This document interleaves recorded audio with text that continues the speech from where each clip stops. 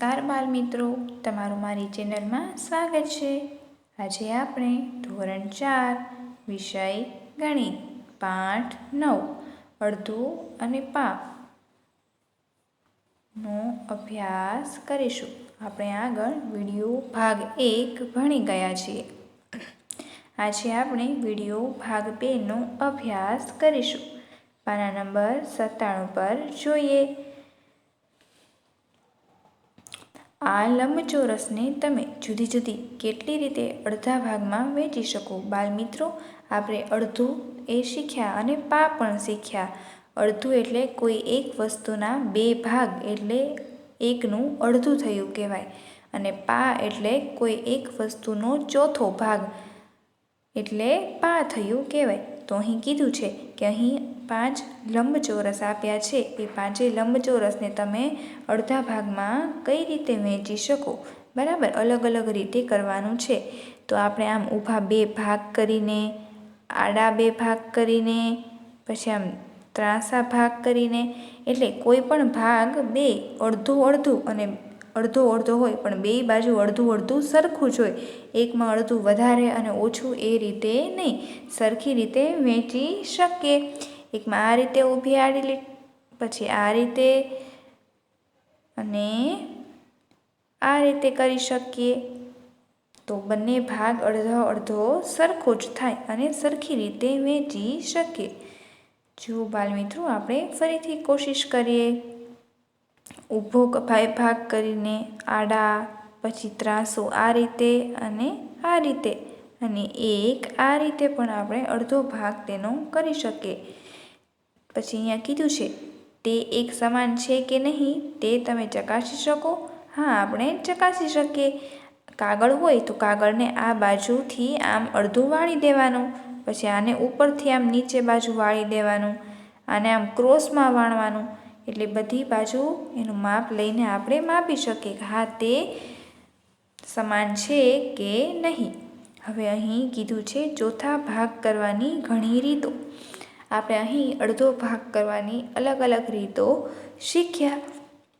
એ રીતે ચોથા ભાગ કરવાની અલગ અલગ રીતો। મેં આ રીતે 4 ભાગ કર્યા અને દરેક ભાગ એ ચોથો ભાગ છે, જેને લખવું હું 1/4 લખી શકું। તેનો અર્થ ચોથા ભાગમાંનો એક થશે।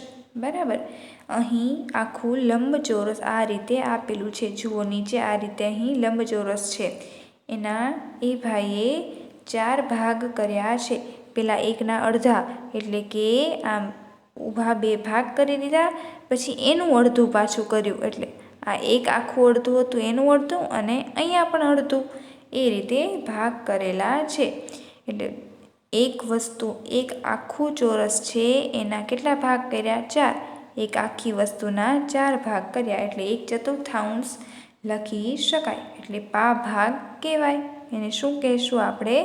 પા। આ લંબચોરસના તમે જુદી જુદી કેટલી રીતે 4 એક સરખા ભાગ કરી શકો? જુદી જુદી 5 રીતે દોરો। તો હવે આપણે અહીં ઉપર જે 5 લંબચોરસ હતા તેના અડધા ભાગ કરતા શીખ્યા। હવે તેના અહીં એક સરખા 4 ભાગ કરીશું। તો ચલો કરીએ। મારાથી અહીં સરખું પરફેક્ટ માપ નહીં આવે, પણ તમે સ્કેલ કે ફૂટપટ્ટીનો ઉપયોગ કરીને તમે એક સરખા ભાગ કરી શકો। આ ઊભી રીતે કરી શકીએ, આડી રીતે કરી શકીએ, આ રીતે કરી શકીએ, પછી આમ ઝિગઝેગની રીતે પણ કરી શકીએ, અને આ રીતે પણ 4 ભાગ સરખા કરી શકીએ। બાળમિત્રો, તમારે પણ તમારા પાઠ્યપુસ્તકમાં આ રીતે વસ્તુના અથવા લંબચોરસના 4 સરખા ભાગ કરવાના છે, એટલે દરેક ભાગને 1/4 ભાગ તરીકે આપણે ઓળખીશું। હવે પાના નંબર 98 પર જોઈએ। કેકના ભાગ પાડવા। રજનીના પપ્પા કેક લાવ્યા। તેણે કેકના એક સરખા ભાગ કર્યા, તેના પોતાના માટે, તેના ભાઈ રાજુ માટે અને તેના પપ્પા મમ્મી માટે। એટલે એ લોકો રજની, તેના પપ્પા, તેના મમ્મી અને તેનો ભાઈ એમ ફેમિલી મેમ્બર કેટલા છે? 4 છે. એના ઘરના સભ્યો 4 છે. તો એક કેક આખું કેવું હોય? કેક કઈ રીતનું હોય? આખું ગોળ છે. તો આ પહેલો ભાગ છે તેના પપ્પા માટે, બીજો ભાગ છે તેના મમ્મી માટે, આ ત્રીજો ભાગ છે તેના ભાઈ માટે અને ચોથો ભાગ પોતાની માટે. એટલે અહીંયા રજની, એટલે આપણે અહીંયા રજનીનો ર કરીશું. બરાબર. એક ભાગ તેના પપ્પાનો, બીજો ભાગ તેના મમ્મીનો, ત્રીજો ભાગ ભાઈનો અને ચોથો ભાગ રજનીનો. એટલે એક કેકના એક સરખા 4 ભાગ કર્યા. એટલે દરેકને આપણે કહેવું હોય તો શું કહી શકીએ? દરેકને કેટલા ભાગ, અહીંયા શું કીધું? દરેકને કેટલા ભાગ મળશે? તો દરેકને એક વસ્તુનો ચોથો ભાગ. એક આખું છે એમાંથી 4 ભાગ કર્યા એટલે દરેકને એક કેકનો ચોથો ભાગ, 1/4 ભાગ મળશે. હવે દરેક ભાગમાં જુદા જુદા રંગ ભરો. તમે અહીંયા દરેક ભાગમાં અલગ અલગ રંગ કરવાનો છે. હવે અહીંયા કીધું છે મમ્મીએ પોતાના ભાગની કેક રજનીને આપી. મમ્મીને ખબર છે કે આજે રજનીનો જન્મદિવસ છે, તો રજની ખુશ હોય અને મમ્મી કે મને કેક નથી ખાવી રજની, આ મારા ભાગની કેક તું ખાઈ જજે. તો હવે રજનીને મળેલ કુલ ભાગમાં રંગ પૂરો. બરાબર. દરેકને 1/4 કેક મળી હતી. દરેકને એક એક ભાગ મળ્યો હતો. તો રજનીને આ ભાગ તો મળ્યો જ હતો. આ પપ્પાને હતો, આ મમ્મી માટે, આ ભાઈ માટે અને આ રજની માટે. તો રજનીને આ એક ભાગ તો મળેલો જ હતો. બરાબર. ત્યાં આપણે અલગ કલરથી કરીશું. જો અહીંયા આ રજનીને આ એક ગુલાબી ભાગ તો મળેલો જ હતો. મમ્મીનો ભાગ કયો હતો? આ ભાગ હતો. તો મમ્મીએ તેના ભાગની કેક પણ રજનીને આપી દીધી. તો આપણે એ ભાગમાં કલર કરવાનો કીધો છે કે રજનીને મળેલ કુલ ભાગમાં કલર કરો.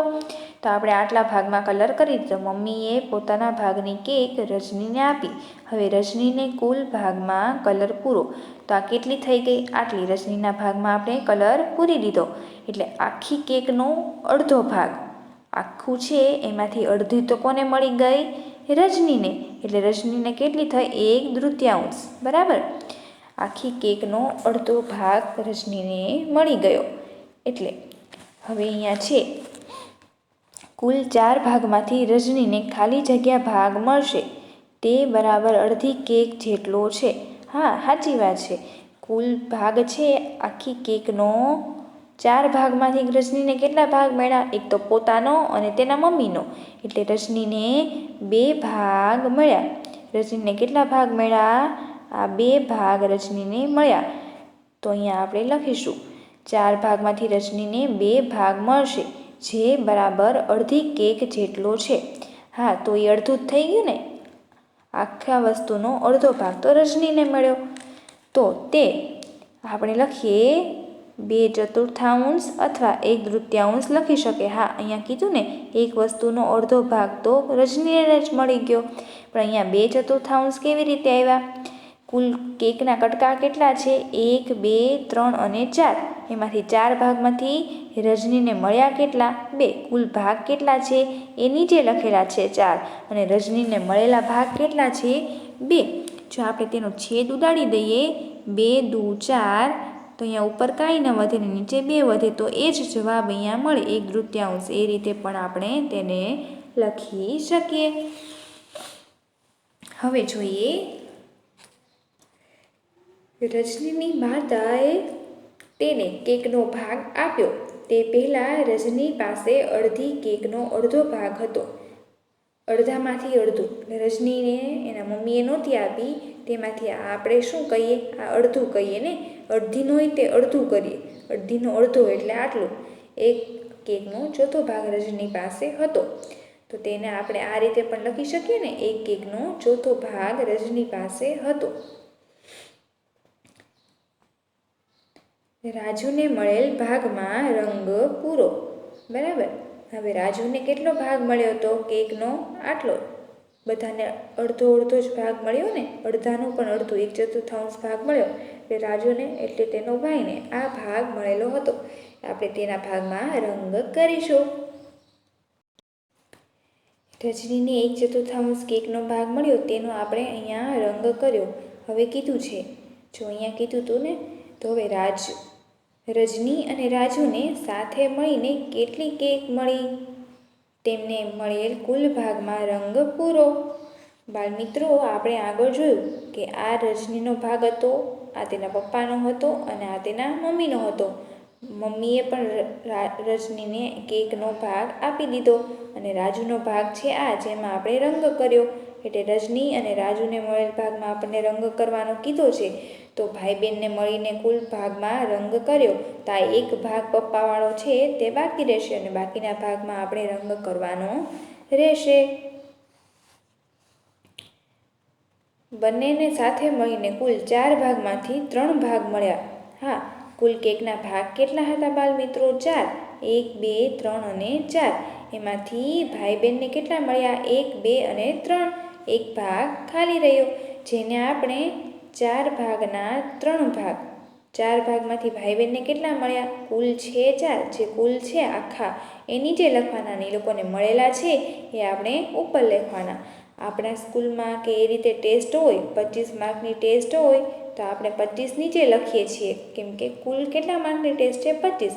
અને તમે મેળવેલા ગુણ એમાંથી 20 હોય, તમને 20 માર્ક મળ્યા હોય તો તમે એ ઉપર લખો છો, બરાબર ને? એટલે આપણે સમજીએ કે 25માંથી આપણને કેટલા મળ્યા? 20. તો બાળમિત્રો, એ જ છે અહીં કે આપણે 4 ભાગ છે કુલ, એમાંથી રજની અને રાજુને મળેલ કુલ ભાગ એટલે 3 ભાગ. ભાઈ બહેનને કેટલા ભાગ મળ્યા? 3. એટલે આપણે એ અહીં લખીશું. બાળમિત્રો, જો તમને આ મારો વિડીયો પસંદ આવ્યો હોય તો મારા વિડીયોને લાઈક કરો, શેર કરો અને સબસ્ક્રાઈબ કરો. આગળનું આપણે આવતા વિડીયોમાં અભ્યાસ કરીશું.